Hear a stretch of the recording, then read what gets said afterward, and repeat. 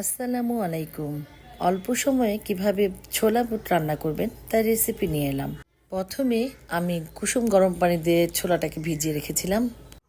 তারপর 3টা পেঁয়াজ কুচি দিয়েছি, 2টা টমেটো দিয়েছি, 1 চামচ আদা বাটা, 2 চামচ রসুন বাটা, 1 চামচ জিরার গুঁড়া, 1 চামচ হলুদের গুঁড়া, আর পরিমাণ মতো আপনি ঝাল যেমন খান সেরকম আমি 1 চামচ দিয়েছি।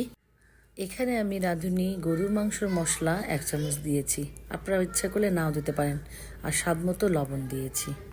তারপর 1 চামচ ধনিয়ার গুঁড়া দিয়ে পরিমাণ মতো তেল দিলাম। তেলটা একটু বেশি দিলে ভালো হয়।